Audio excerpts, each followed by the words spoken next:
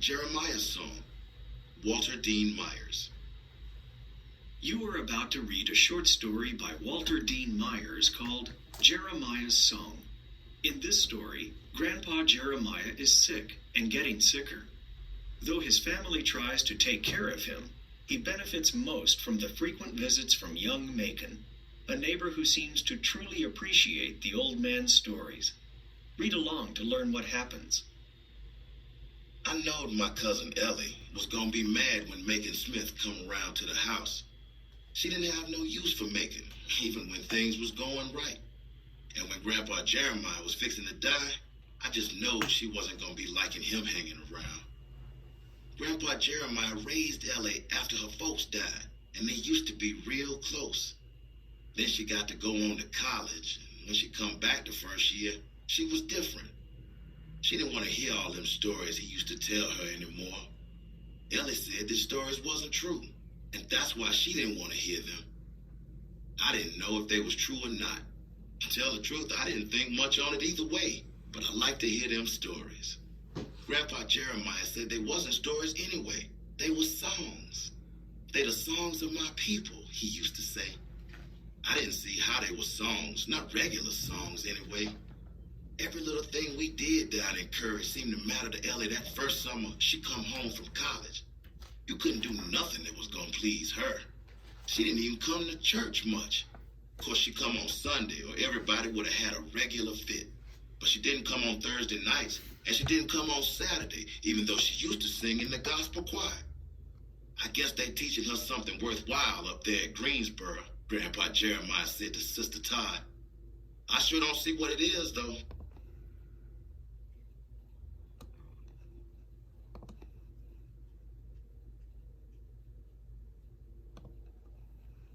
You ain't never had no book learning, Jeremiah, Sister Todd shot back. She wiped it where a trickle of sweat made a little path through the white dusting powder she put on her chest to keep cool. Them old ways you got ain't got nothing for these young folks. I guess you're right, Grandpa Jeremiah said. He said it, but I could see he didn't like it none. He was a big man with a big head and had most all his hair, even if it was white. All that summer, instead of sitting on the porch telling stories like he used to when I was real little, he would sit out there by himself while Ellie stayed in the house and watched the television or read a book. Sometimes I would think about asking him to tell me one of them stories he used to tell, but they was too scary. Now that I didn't have nobody to sleep with but myself, I asked Ellie to sleep with me, but she wouldn't. You're 9 years old, she said, sounding real proper. You're old enough to sleep alone. I knew that. I just wanted her to sleep with me because I liked sleeping with her.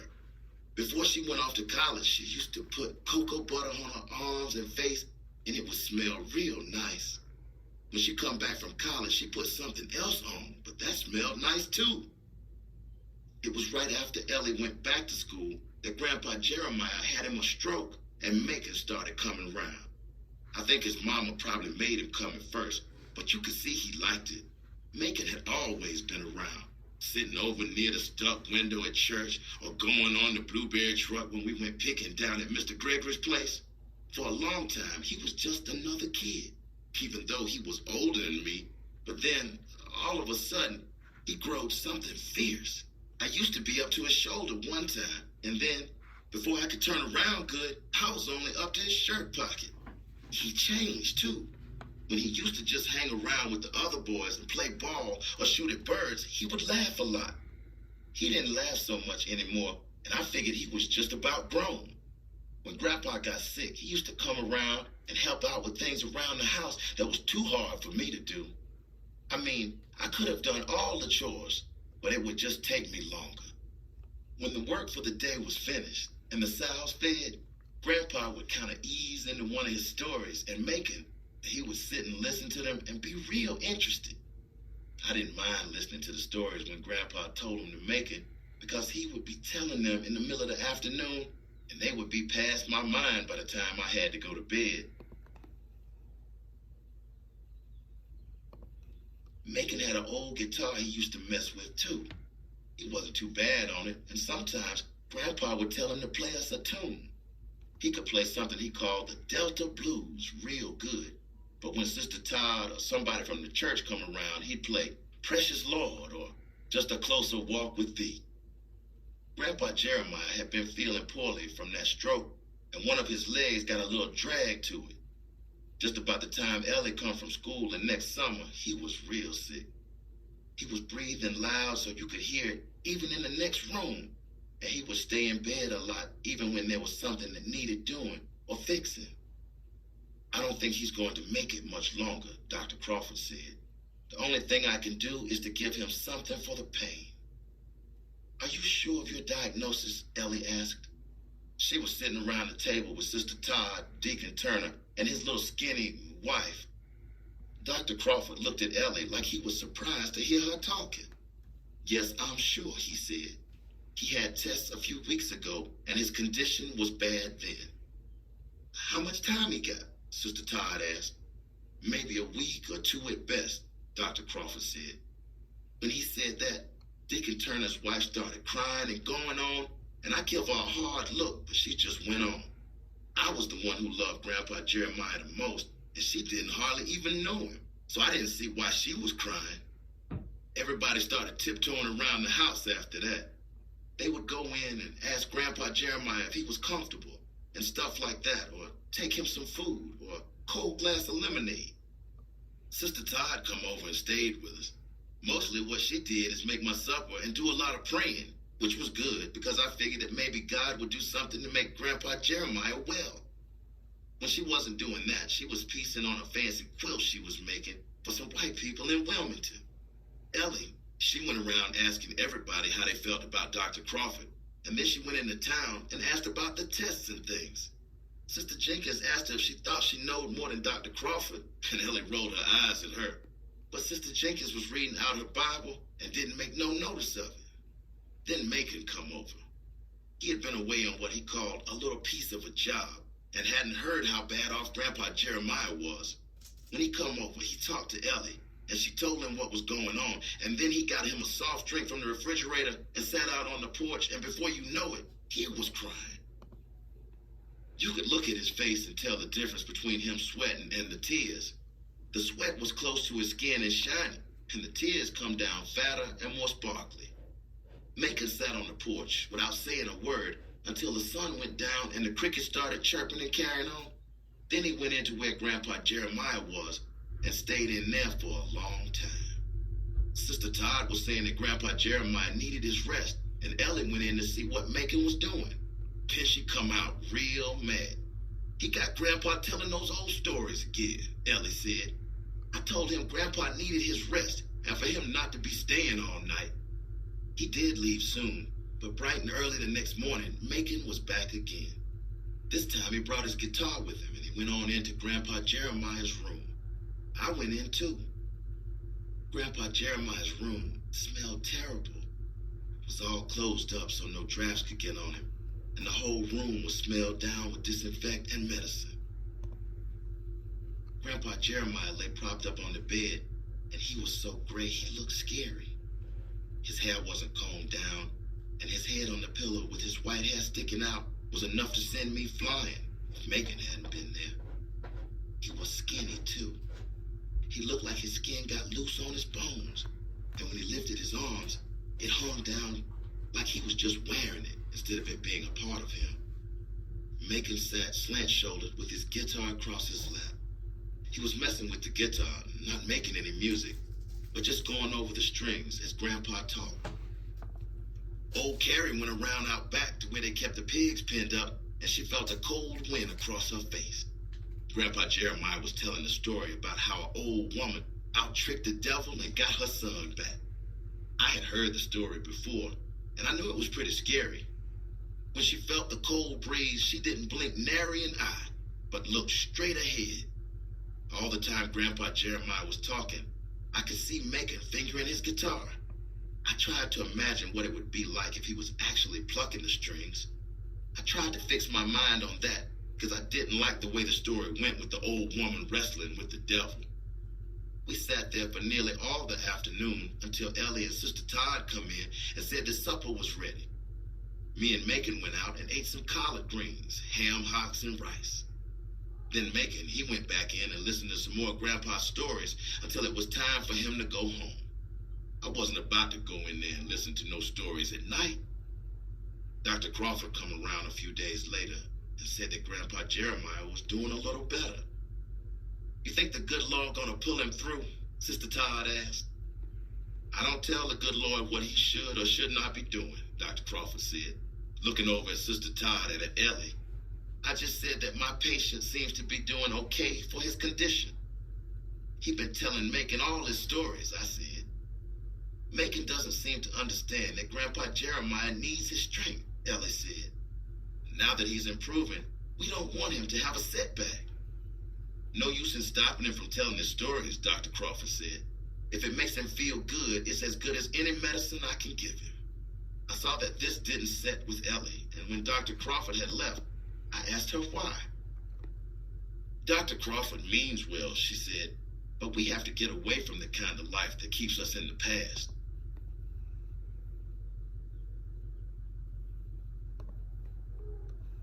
She didn't say why we should be trying to get away from the stories, and I really didn't care too much.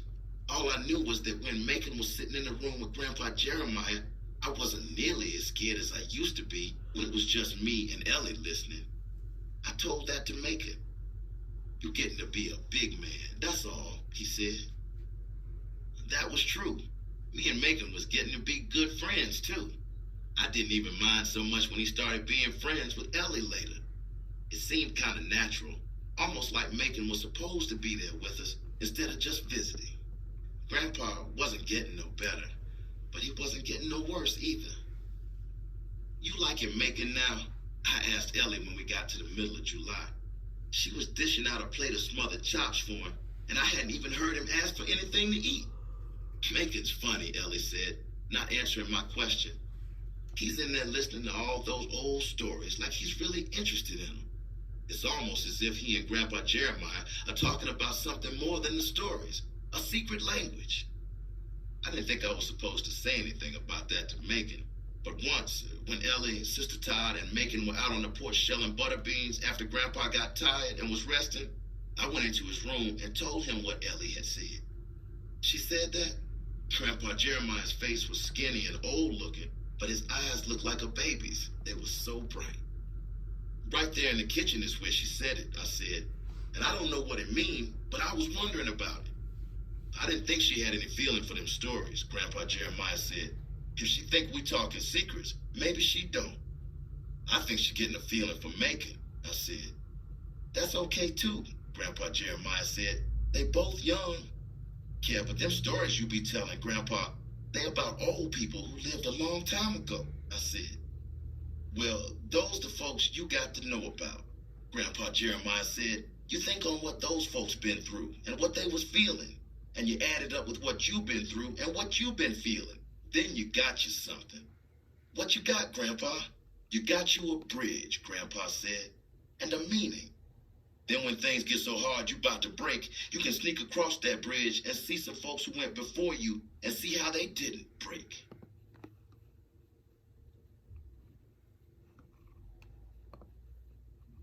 Some got bent, and some got twisted, and a few fell along the way, but they didn't break. Am I going to break, Grandpa? You, as strong as you is? Grandpa Jeremiah pushed himself up on his elbow and give me a look. No way you going to break, boy. You gonna be strong as they come. One day you gonna tell all them stories I told you to your young'uns, and they'll be as strong as you. Suppose I ain't got no stories. Can I make some up? Sure you can, boy. You make them up and twist them around. Don't make no mind, long as you got them. Is that what Macon is doing? I asked. Making up stories to play on his guitar? He'll do with them what he see fit, I suppose, Grandpa Jeremiah said. Can't ask more than that from a man. It rained the first 3 days of August. It wasn't a hard rain, but it rained anyway. The mailman said it was good for the crops over east, but I didn't care about that, so I ain't pay him no mind. What I did mind was when it rained like that, the field mice come in and get in things like the flower bin. and I always got the blame for leaving it open. When the rain stopped, I was pretty glad. Macon come over and sat with Grandpa and had something to eat with us. Sister Todd come over too.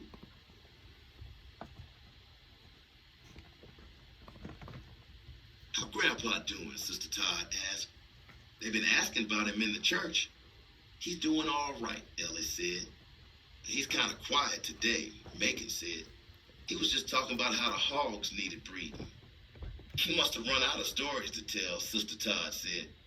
He'll be repeating on himself like my father used to do. That's the way I hear old folks get. Everybody laughed at that because Sister Todd was pretty old too. Maybe we was all happy because the sun was out after so much rain. When Sister Todd went in to take Grandpa Jeremiah a plate of potato salad with no mayonnaise like he liked it, she told him about how people was asking for him, and he told her to tell them he was doing okay and to remember him in their prayers. Sister Todd came over the next afternoon too, with some rhubarb pie with cheese on it, which is my favorite pie. When she took a piece into Grandpa Jeremiah's room, she come right out again and told Ellie to go fetch the Bible. It was a hot day when they had the funeral. Mostly everybody was there. The church was hot as anything, even though they had the window open. Some yellow jacks flew in and buzzed around Sister Todd's niece and then around Deacon Turner's wife and settled right on her hat and stayed there until we all stood and sang, "Sooner Will Be Done." At the graveyard, Macon played "Precious Lord," and I cried hard, even though I told myself that I wasn't going to cry the way Ellie and Sister Todd was. But it was such a sad thing when we left and Grandpa Jeremiah was still out to the grave that I couldn't help it. During the funeral and all, Macon kind of told everybody where to go and where to sit and which of the 3 cars to ride in. After it was over, he come by the house and sat on the front porch and played on his guitar. Ellie was standing leaning against the rail, and she was crying, but it wasn't a hard crying. It was a soft crying, the kind that lasts inside of you for a long time. Macon was playing a tune I hadn't heard before. I thought it might have been what he was working at when Grandpa Jeremiah was telling him those stories, and I watched his fingers, but I couldn't tell if it was or not. It wasn't nothing special, that tune Macon was playing. Maybe halfway between them Delta blues he would do when Sister Todd wasn't around, and something you would play at church. It was something different and something the same at the same time. I watched his fingers go over that guitar and figured I could learn that tune one day if I had a mind to.